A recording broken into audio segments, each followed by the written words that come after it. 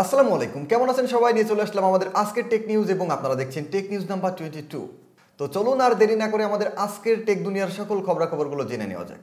তো শুরুতেই যে নিউজটি রয়েছে, এই নিউজটি শোনার জন্য অনেকেই আমাদেরকে কমেন্টস করেছেন এবং আমাদের কাছে জানতে চেয়েছেন, এবং ফাইনালি নিউজটা হচ্ছে শাওমির পক্ষ থেকে পোকো M3 স্মার্টফোনটি বাংলাদেশে খুব শীঘ্রই অফিসিয়ালি লঞ্চ হতে যাচ্ছে। এবং এই নিউজটি কনফার্ম করেছেন শাওমি বাংলাদেশের জিএম বা জেনারেল ম্যানেজার জিয়াউদ্দিন চৌধুরী। তো জিয়াউদ্দিন চৌধুরী তার ফেসবুক প্রোফাইলে একটি পোস্ট করেছে, যেখান থেকে একটি হিন্ট দিয়েছেন তিনি, এবং ওখান থেকে অফিসিয়ালি এবং কনফার্ম বোঝা যাচ্ছে খুব শীঘ্রই বাংলাদেশে পোকো M3 অফিসিয়ালি লঞ্চ হবে। তো জাস্ট এখন ওয়েট করা যাক এবং কবে 100% অফিসিয়ালি পোকো কিংবা শাওমির পক্ষ থেকে নিউজটা আমরা পাই।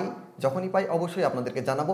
এবং আরেকটি কথা জানিয়ে রাখি, পোকো M3 এর ফুল রিভিউ কিন্তু আমরা অলরেডি করে ফেলেছি। Just specification review video link ডেসক্রিপশনে থাকবে, দেখে নিতে পারেন। দেন আমাদের পরের নিউজটি হচ্ছে ফেসবুকের পক্ষ থেকে, এবং নিউজটি হচ্ছে খুব শীঘ্রই ইনস্টাগ্রাম এবং হোয়াটসঅ্যাপকে ফেসবুক থেকে আলাদা করতে হতে পারে। কারণটা যদি খাঁটি বাংলাতে আমি আপনাদেরকে বিশ্লেষণ করে বলি, তাহলে হচ্ছে 2012 সালে কিন্তু ফেসবুক ইনস্টাগ্রামকে কিনে নেয় $1 বিলিয়ন এবং 2014 সালে হোয়াটসঅ্যাপকে কিনে নেয় $19 বিলিয়ন। এরপর থেকে ফেসবুকের তো নিজস্ব একটা পরিচয় আছে কিংবা একটি জনপ্রিয়তা তো আছেই, আমরা সবাই জানি, এবং সেই জনপ্রিয়তাকে কাজে লাগিয়ে ফেসবুক কিন্তু ইনস্টাগ্রাম এবং হোয়াটসঅ্যাপকে তুঙ্গে নিয়ে চলে গেছে, মানে সবার উপরে নিয়ে চলে গেছে। এবং যার কারণে কিন্তু ছোটখাটো এই রিলেটেড যারা সোশ্যাল নেটওয়ার্কিং নিয়ে কাজ করে এই ধরনের কোম্পানিগুলো একেবারে পথে বসে যাচ্ছে। তো তারই কারণে আমেরিকান ফেডারেশন ট্রেড কমিশন একটি মামলা দায়ের করেছে ফেসবুকের বিরুদ্ধে, যে তারা যে কাজটি করছে এটা সম্পূর্ণ ইনলিগাল এবং বেশ কিছু আইন তারা লঙ্ঘন করছে। তাদের একটা জনপ্রিয়তা থেকে তারা আরো 2টা কোম্পানি লঞ্চ করেছে এবং এগিয়ে নিয়ে যাচ্ছে, এবং অন্যান্য ছোটখাটো কোম্পানিগুলোকে পথে বসাচ্ছে। সো এই সমস্যাটা নিয়েই কিন্তু ফেসবুক বড়সড় একটি আইনি টার্মে পড়তে যাচ্ছে, এবং আশা করা যাচ্ছে হয়তো হোয়াটসঅ্যাপ এবং ইনস্টাগ্রাম ফেসবুকের থেকে আলাদা হয়েও যেতে পারে। আমার মতে মনে হয় আলাদা হয়ে যাওয়া বেটার, কারণ আমরা কিন্তু আস্তে আস্তে টোটালি ফেসবুকের তত্ত্বাবধানে চলে যাচ্ছি। হোয়াটসঅ্যাপ ইউজ করছি ফেসবুকের, ইনস্টাগ্রাম ইউজ করছি ফেসবুকের, নর্মালি। তাছাড়া কিন্তু আলাদা কোনো সোশ্যাল নেটওয়ার্কিং সাইট কিংবা অ্যাপ্লিকেশন আমরা ইউজ করি না। তো এই যে বললাম, আমার মনে হয় ফেসবুকের থেকে হোয়াটসঅ্যাপ এবং ইনস্টাগ্রাম আলাদা হওয়ার প্রয়োজন আছে। আপনার কি মনে হয় এ বিষয়ে অবশ্যই কমেন্টস করে জানাতে পারেন। দেন আমাদের পরের নিউজটা হচ্ছে একটু সিকিউরিটি পারপাসে। সেটা হচ্ছে বর্তমানে একটি রিসার্চ থেকে বেরিয়ে এসেছে, পাওয়ার ব্যাংক থেকে কিন্তু থার্ড পার্টি ম্যালওয়্যার ছড়াচ্ছে আমাদের স্মার্টফোনে কিংবা আমাদের স্মার্ট ডিভাইসগুলোতে। 2013 সালের একটি রিসার্চ থেকে প্রমাণ হয়েছিল যে থার্ড পার্টি যে কোনো চার্জিং অ্যাডাপ্টার থেকে কিন্তু আইফোনের অ্যাক্সেস নেওয়া সম্ভব হচ্ছিল।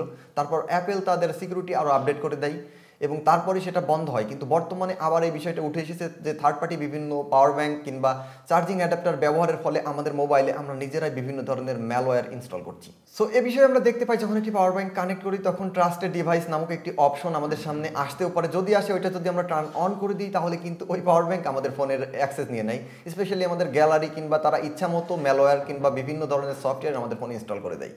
সো ম্যালওয়্যার জিনিসটা কি এবং ইনস্টল করে যে থার্ড পার্টি পার্সনরা ম্যালওয়্যার ইনস্টল করে দেয় আমাদের ফোনে, তাদের লাভটা কি, এই নিয়ে যদি আপনারা জানতে চান টোটালি, তাহলে কমেন্টস করতে পারেন। এই নিয়ে একটি ইনডেপথ ভিডিও করার ইচ্ছা আমার আছে। জাস্ট আপনাদের মতামতের উপর ডিপেন্ড করছি যে ভিডিওটি করব কি করব না। দেন আমাদের পরের নিউজটি হচ্ছে শাওমির পক্ষ থেকে। আমরা কিন্তু শাওমির MI 11 এবং 11 Pro নিয়ে অনেক লিক্স আপনাদেরকে জানিয়েছি, এবং সম্প্রতি আরও একটি লিক্স এসেছে। যদিও শাওমি কনফার্ম করে দিয়েছে অফিসিয়ালি তাদের নেক্সট ফ্ল্যাগশিপ ফোন হবে স্ন্যাপড্রাগন 888 বা 88 প্রসেসরে। সুতরাং আমরা কিন্তু এখান থেকে বুঝতেই পারছি যে MI 11 এই প্রসেসরটি থাকবে।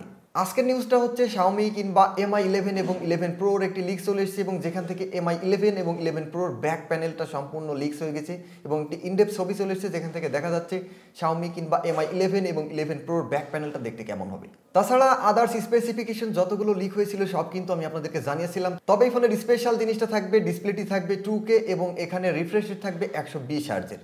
সো জাস্ট ওয়েট করা যাক, দেখা যাক শাওমি কবে অফিসিয়ালি তাদের MI 11 এবং 11 Proর অফিসিয়াল ঘোষণাটি দেয়। দেন আমাদের পরের নিউজটি হচ্ছে cyberpunk 2077 কে নিয়ে। তবে এই নিউজটি কিন্তু OnePlus 8 যে cyberpunk এডিশনটি আছে সেটাকে নিয়ে, cyberpunk 2077 যে গেমটি এসেছে সেটাকে নিয়েই। সম্প্রতি বা গত সপ্তাহে কিন্তু অফিসিয়ালি লঞ্চ হয়ে গেল cyberpunk-এর এই গেমটি। তো cyberpunk-কে নিয়ে অফিসিয়াল কিংবা আনঅফিসিয়াল কোনো নিউজ কিন্তু নাই, জাস্ট কিছু cyberpunk নিয়ে তথ্য আমি আপনাদেরকে দিতে যাচ্ছি। এখন ভবিষ্যতে পৃথিবী কেমন ভাবে চলবে তা দেখার জন্য অনন্তকাল কেউ বেঁচে থাকবে না, তবে কল্পনা ও অনুমানের উপর ভিত্তি করে আগেভাগেই কিছু আভাস দেওয়া সম্ভব।